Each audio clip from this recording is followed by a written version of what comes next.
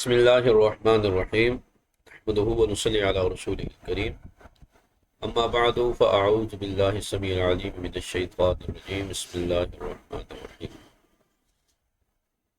الصلاة والسلام علیک یا رسول اللہ وعلی آلک واصحابک یا حبیب اللہ۔ تخصص فی الحدیث سال اول میں نئی کتاب مقدمہ تقریب التہذیب للامام ابن حجر عسقلانی رحمۃ اللہ تعالی علیہ کا یہ ہمارے نصاب میں تقریب التہذیب کا مقدمہ جو ہے داخل نصاب۔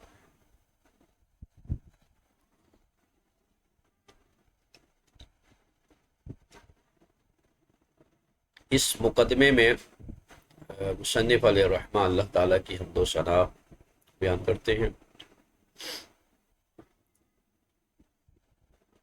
اللہ تعالیٰ کی صفات والا شان بیان کرتے ہیں کہ تمام تعریفیں اللہ کے لیے، جس نے مخلوق کو درجات میں ایک دوسرے پر فضیلت دی اور دلائل کے ذریعے طیب اور خبیث، سچے اور جھوٹے راویوں میں امتیاز قائم کیا۔ تو یہ اشارہ ہے برات استقلال کے طور پر راویان حدیث کی طرف کہ طیب سے مراد ثقہ اور معتبر مقبول راوی ہے، اور خبیث سے مراد غیر معتبر مردود کذاب راوی۔ اور آگے فرماتے ہیں اشہد ان محمد عبدہ ورسولہ المبعوث بالآیات البینات، نبی پاک صلی اللہ علیہ وسلم کی رسالت کی گواہی دی جو آیات بینات کے ساتھ اللہ کے بندے اور رسول بن کے تشریف لائے۔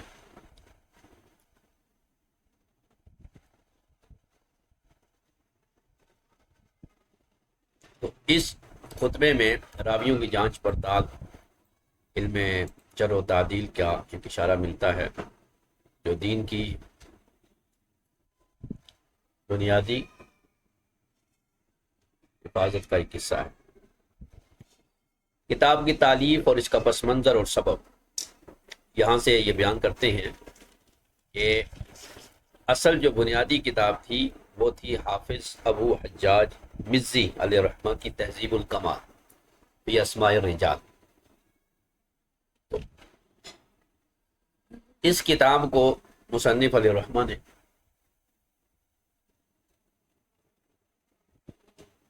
اس کا خلاصہ تیار کیا تہذیب التہذیب کی صورت میں،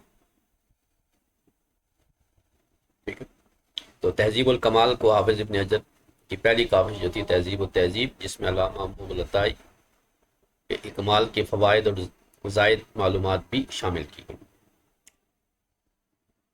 پھر تقریب التہذیب کی کیوں لکھی؟ تو کہہ رہے ہیں تقریب التہذیب کی ضرورت تہذیب التہذیب کی طوالت کے باعث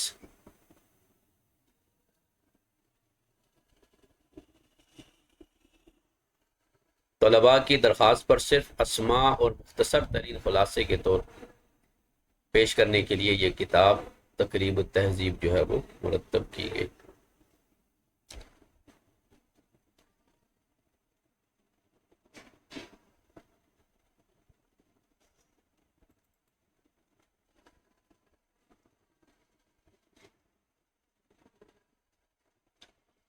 مصنف کا منہج اور خصوصیات تقریب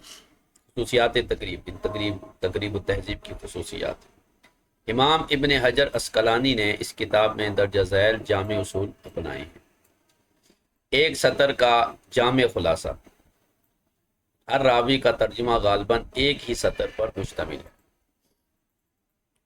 بنیادی معلومات، راوی کا نام، والد و دادا کا نام، مشہور نسب، کنیت اور لقب۔ ضبط الحروف، مشتبہ اور مشکل اسماء کے الحروف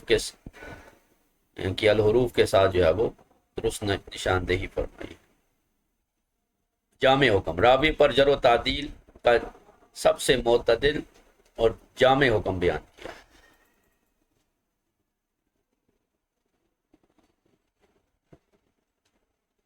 طبقات و عصر کی تعیین،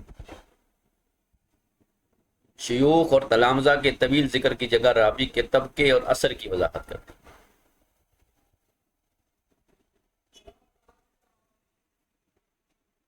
اس سے راوی کو پہچاننا جو ہے وہ آسان ہو گیا۔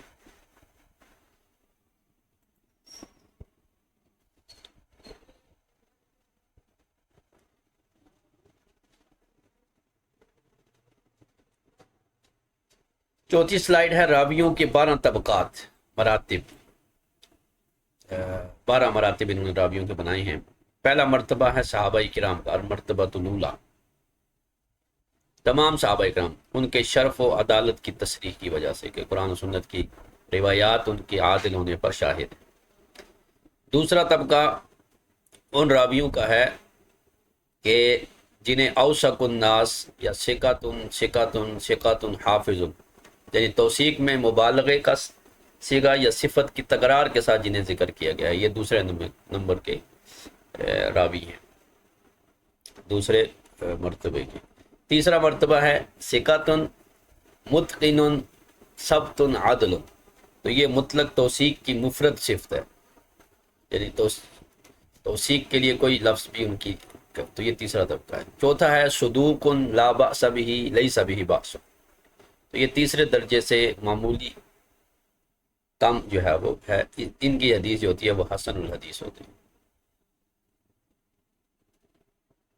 پانچواں طبقہ جو ہے وہ ہے صدوق سیء الحفظ لہو اوہام اور یخطئ، ادنا درجے کا خفت حفظ ہے یا بدعت کی طرف کی نسبت ہوتی ہے۔ چھٹا جو مرتبہ ہے وہ ہے مقبول کا، بن حیث یطابع، یعنی مطابعت میں یہ راوی کام آتے ہیں۔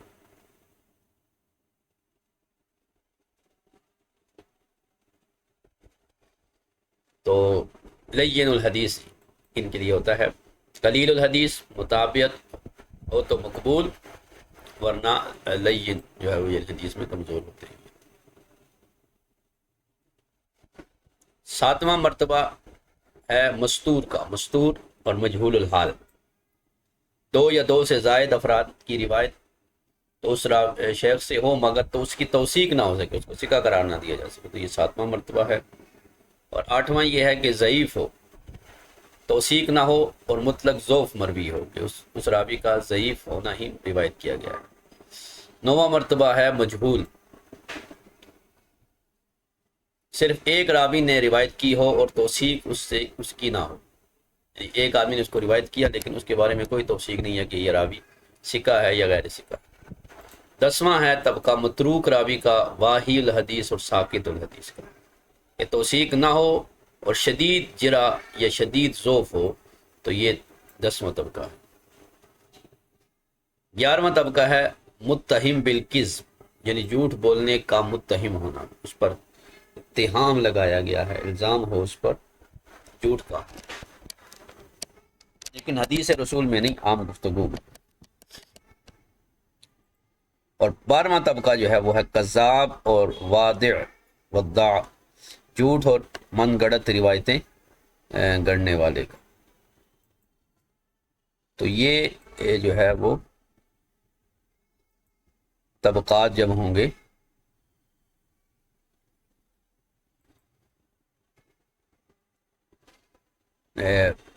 مرتبے، تو 12 مرتبے جو ہے وہ راویوں کے انہوں نے بیان کیے۔ اب راویوں کے 12 مرتبے بھی ہیں اور 12 طبقات بھی ہیں۔ تو مصنف نے راویوں کی زمانی و عصری احوال کو 12 طبقات میں تقسیم فرمایا ہے۔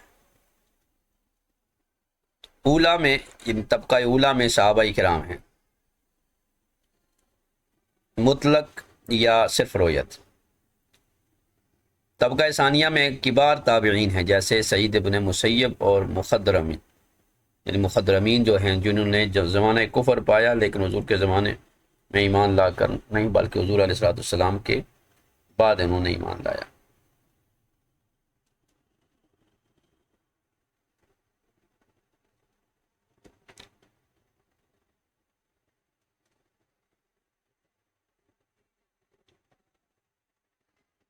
تیسرا ہے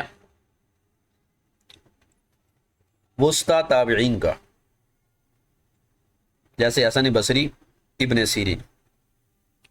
چوتھا ہے صغار تابعین کی اگلی جو ہے نا وہ ان سے اگلا طبقہ، یعنی زہری اور قتادہ وغیرہ، یہ صغار تابعین میں۔ پھر پانچواں طبقہ جو ہے وہ ان سے بھی صغار ہیں، وہ ہے اعمش، امام اعمش وغیرہ۔ اور چھٹا طبقہ جو ہے معاصر خامسہ ہیں، یعنی یہ بھی صغار تابعین کے ہم اثر ہیں، یہ ابن جریج وغیرہ ہے۔ ساتواں طبقہ کبار اتباع تابعین کا ہے، جیسے امام مالک اور امام ثوری۔ اور آٹھواں طبقہ وسطی اتباع تابعین کا ہے، اور اس میں امام سفیان ابن عیینہ اور ابن علیہ آتے ہیں، اسماعیل ابن علیہ۔ نوواں طبقہ صغار اتباع تابعین کا ہے، اس میں امام شافعی اور عبدالرزاق، مصنف عبدالرزاق والے آتے ہیں۔ دسواں طبقہ ہے کبار آخذین عن اتباع الاتباع، کہ تبع الاتباع، کہ تبع تابعین سے جو اخذ کرنے والے ہیں، یعنی امام شافعی، عبدالرزاق وغیرہ سے، وہ ہیں امام احمد ابن حنبل۔ اور 11ویں طبقے میں آتے ہیں الوسطی آخذین، وہ ہیں امام بخاری اور امام زہلی۔ اور 12ویں طبقے میں آتے ہیں صغار آخذین، اس میں امام ترمذی اور دیگر شیوخ جو ہے وہ آتے ہیں۔ پھر کتب ستہ اور ان کی کتب کے رموز جو ہے وہ تقریب میں ذکر ہوئے ہیں۔ تو پہلا ہے خا، خا سے مراد ہوتی ہے صحیح بخاری۔ با خا سے مراد ہے البخاری فی ادب المفرد، امام بخاری کی ادب المفرد جو ہے، تو ادب سے بالیا اور خے سے بخاری۔ میم سے مسلم، تے سے ترمذی، قاف سے ابن ماجہ قزوینی، چونکہ قزوین کے ہیں یہ اس لیے ان کے ساتھ قاف لکھتے ہیں۔ 4 جہاں لکھا ہوگا فور الاربع، اس سے مراد سنن اربع ہیں، یعنی بخاری مسلم کے علاوہ باقی سیاستہ کی 4 کتابیں۔ جو خاتا جب ہوگا تو اس مطلب ہے بخاری نے تعلیقاً اس کو لیا ہے، اصولاً نہیں لیا بلکہ تعلیق کے طور پر اس کو لیا ہے، تو خاتا سے مراد ہے۔ بعض راوی ایسے ہیں کہ ان سے امام بخاری صرف تعلیق کے طور پر روایت لیتے ہیں، اصولاً نہیں لیتے۔ پھر عین خا، عین خا سے مراد خلق و فی خلق افعال العباد، یہ امام بخاری کی کتاب ہے، تو اس سے جو روایت لی گئے یا اس کتاب کا جو راوی ہو اس کو عین خا سے تعبیر کرتے ہیں۔ پھر دال سے ابو داؤد ہے، سین سے سنن نسائی ہیں، عین سے کتب ستہ ہیں کہ تمام متفق، یعنی وہ راوی جو 6 کے 6 کتابوں میں آئے اسے متفق علیہ راوی کہتے ہیں، اسے عین سے تعبیر کرتے ہیں۔ اور ایک لفظ یہ لگایا ہے تمییز، کہ جس کی روایت کتب سیاستہ میں نہ ہو، ان سب میں نہ ہو جس کی روایت، تو اس کے لیے آگے تمییز کا لفظ جو ہے وہ امام ابن حجر اسقلانی جو ہے وہ استعمال فرماتے ہیں۔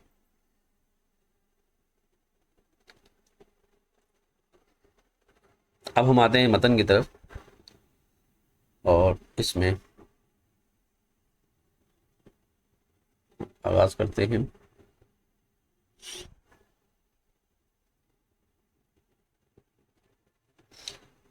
مقدمۃ المصنف، الحمدللہ الذی رفع بعد خلقہ علی بعد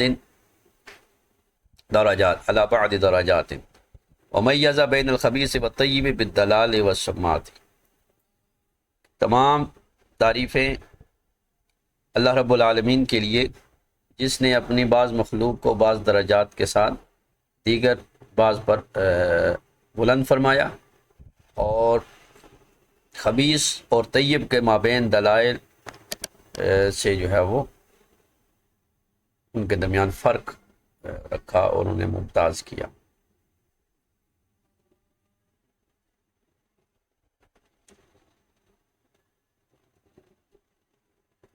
وَتَفَرَّدَ بِالْمُلْكِ فَإِلَيْهِ مُنْتَهَى الطَّلَبَاتِ وَالرَّغَبَاتِ، اور وہ ذات جو ملک و سلطنت میں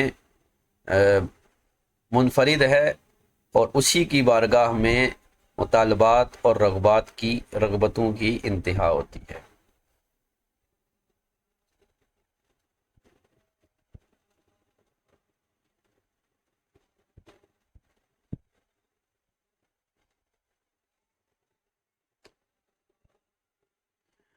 واشهد ان لا الہ الا اللہ وحدہ لا شریک لہ ذو الاسماء الحسنى والصفات، اور میں گواہی دیتا ہوں اللہ تعالیٰ کے سوا کوئی معبود نہیں، وحدہ لا شریک ہے، وہ اچھے ناموں والا اور اچھی صفات والا ہے، الناقد البصیر لا اخفى الخفیات،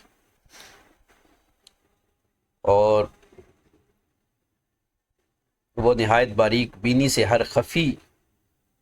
ہر مخفی چیز کا جاننے والا ہے، الحکم العدل، اور انصاف کرنے والا عادل حاکم ہے، فلا یظلم مثقال ذرہ، پس وہ ذرہ برابر بھی ظلم نہیں کرتا، ولا یخفی عنہ مقدار ذلک فی الارض والسماوات، اور زمین و آسمان میں کسی چیز کی مقدار بھی اس سے مخفی نہیں ہے، اور میں گواہی دیتا ہوں محمد رسول اللہ صلی اللہ علیہ وسلم اللہ کے بندے اس کے رسول ہیں، المبعوث بالآیات البینات، جنہیں اللہ نے روشن آیات کے ساتھ مبعوث کیا، والحجج النیرات، اور جو ہے وہ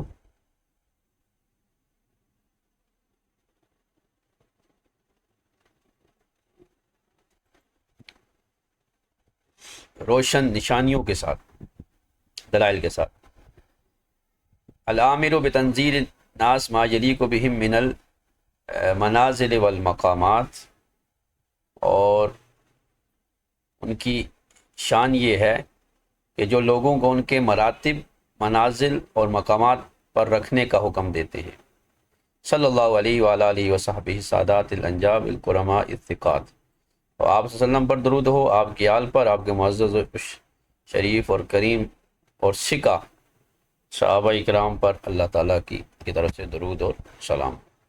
اما بعد، حمد و صلاۃ کے بعد فرماتے ہیں فإننی لما فرغت من تہذیب الکمال فی اسماء الرجال الذی جمعت فیہ مقصود التہذیب لحافظ عصرہ ابی الحجاج المزی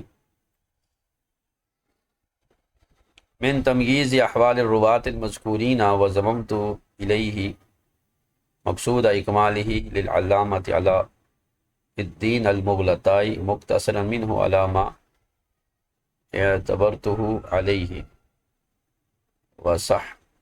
وصححتہ من مضانہ۔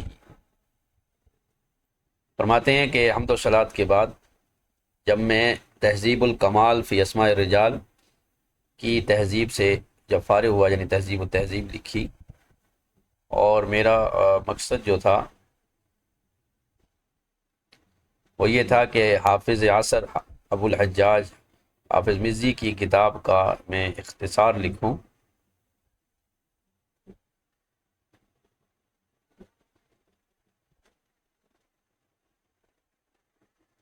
یعنی ان کے مقصود کو،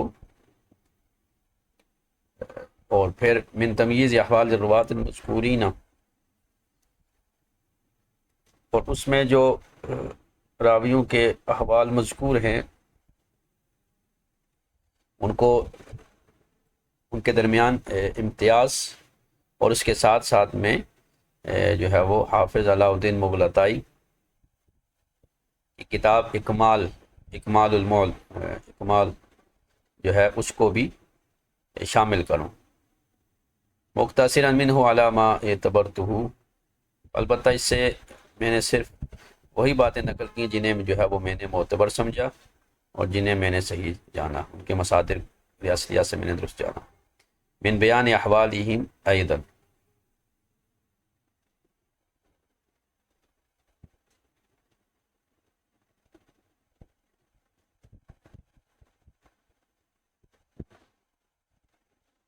اور اس کے ساتھ ساتھ راویوں کے احوال کا بھی میں نے اس میں اضافہ کیا، وزدت علیہ ما فی کثیر من التراجم ما یتعجب من کثرتہ لدیہ، اور بہت سارے تراجم سے میں نے ایسی معلومات جمع کی کہ جو ان میں نہیں تھی، وستغرب خفاؤہ علیہما، اور ان دونوں سے مصنفین سے جو بہت ساری باتیں مخفی رہ گئیں وہ بھی باعث حیرت تھی۔ واقع الکتاب المذکور من طلبۃ الفن موقعا حسنا عند الممیز البصیر، تو یہ کتاب فن حدیث کے طلباء کے نزدیک جو ہے وہ خصوصاً صاحب امتیاز اور بریک بین جو باریک نظر والے علماء ہیں ان کے لیے یہ بڑی خصوصی کتاب تھی، مگر الا انہ تعالی الی ان جاوز ثلث الاصل، مگر یہ کہ یہ طویل ہوتے ہوئے اصل کتاب تہذیب و کمال کے ثلث تک سے بھی تجاوز کر گئی، اور والثلث کثیر، یہ حضور کی حدیث کا حصہ ہے کہ وصیت کے بارے میں حضرت سعد بن ابی وقاص سے آپ نے فرمایا، انہوں نے جب پوچھا کہ میں وصیت کتنی کروں تو فرمایا، تو انہوں نے پہلے کہا سارا مال، فرمایا نہیں، آدھا مال، 2/3 فرمایا یہ بھی نہیں، نصف مال فرمایا یہ بھی نہیں، پھر کہا جب ثلث، فرمایا ٹھیک ہے ثلث والثلث کثیر، ثلث بھی زیادہ ہے۔ تو یہ وہاں سے یہ جملہ لیا کہ میری کتاب جو ہے اصل کتاب کی 1/3 سے بھی زیادہ ہو گئی، ٹھیک ہے، والثلث کثیر۔ تو فرماتے ہیں فَالْتَمَسَ مِنِّي بَعْضُ الْأَخْوَانِ أَنْ أُجَرِّدَ لَهُ الْأَسْمَاءَ فَلَمْ أُورِثْ ذَلِكَ لِقِلَّةِ جَدْوَاهُ عَلَى طَالِبِ هَذَا الْفَنِّ۔ تو بعض دوستوں نے یہ پھر التماس کی مجھ سے کہ یہ درخواست کی کہ میں صرف راویوں کے ناموں پر مشتمل ایک مختصر کتاب تیار کروں، مگر میں ابتدا میں اس بات کو پسند نہیں کیا کیونکہ اس میں فن حدیث کے طلباء کا فائدہ جو ہے وہ کم ہے۔ ثم رأیت ان اجیبہ الی مسئلتہ، پھر میں نے دیکھا کہ ان کی اس خواہش کو پورا کیا جائے، وَأُسْعِفَهُ بِطَلَبَتِهِ عَلَى وَجْهٍ يَحْصُلُ مَقْصُودُهُ بِالْإِفَادَةِ، اور لیکن اسے اس انداز میں کریں کہ اس کا مقصد بھی حاصل ہو جائے اور علمی فوائد بھی حاصل ہو جائے، وَيَتَضَمَّنُ الْحُسْنَ إِلَىٰ أَشَارَ إِلَيْهِ وزیادت، اور اس خوبی کے ساتھ مزید فوائد بھی شامل ہو جائیں جن کی طرف انہوں نے اشارہ کیا۔ وَهِيَ أَحْكُمُ عَلَى كُلِّ شَخْصٍ مِّنْهُمْ بِحُكْمٍ يَشْمَلُ أَصَحَّ مَا قِيلَ فِيهِ وَأَعْدَلَ مَا وَصَفَ وَبِأُلَخِّصَ عِبَارَةً وَأُخْلِصَ إِشَارَةً بِحَيْثُ لَا تَزِيدُ كُلَّ تَرْجُمَةٍ عَلَى سطر واحد غالباً۔ تو فرماتے ہیں وہ طریقہ یہ ہے کہ میں نے اس میں ہر راوی کے بارے میں اتنا مختصر کلام کیا کہ اس کے متعلق سب سے صحیح بات کو میں نے ذکر کیا اور سب سے معتدل بات کو نہایت مختصر انداز سے میں نے ایک لائن میں بیان کیا، اور اس میں نے راوی کے والد کا نام، اس کا نام، اس کے والد دادا کا نام اور نسب اور کنیت وغیرہ لقب کو میں نے جمع کیا۔ مع ضبط ما یشکل من ذلک بالحروف، اور اس کے ساتھ جو کوئی مشکل اسماء تھے ان کو حروف کے ساتھ جو ہے وہ ان کا ضبط کیا۔ ثم صفاتہ التي يختص بها من جرح او تعدیل، پھر وہ راوی جس صفت کے ساتھ مختص تھا جرح و تعدیل میں سے اس کو ذکر کیا۔ ثم تعریف بعصر کل راو منہ بحیث یکون قائما مقام ما حذفته من ذکر شیوخہ والرواة عنہ، پھر اس کے ساتھ ساتھ اس زمانے میں، یعنی جس زمانے میں وہ راوی روایت کر رہا ہے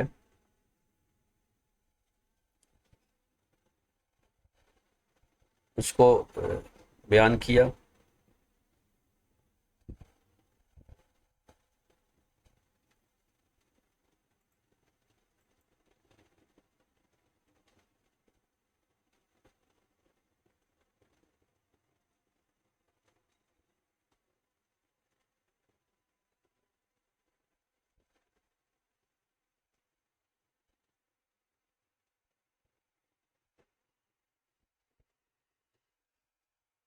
اور شیوخ اور راویوں کو حذف کر کے اثر یعنی زمانہ جو تھا اس کو ذکر کیا۔ الا من لا یؤمن لبسہ، مگر وہ راوی جس کے بارے میں التباس سے امن نہیں ہے، وبی اعتبار ما ذکرت، تو اس اعتبار سے میں نے اس کا ذکر کیا ہے۔ ان حصل لی الکلام علی احوالہم فی اثنتی عشر مرتبۃ وحصر طبقاتہم فی اثنتئی عشرہ طبقۃ، تو میرا کلام جو ہے وہ ان راویوں کے بارے میں، ان کے احوال کے بارے میں 12 مراتب پر اور ان کے 12 طبقات پر جو ہے وہ مشتمل ہے۔ اب یہاں سے ہم اگلی کلاس میں ان کے مراتب اور طبقات کا جو ہے وہ ذکر کریں۔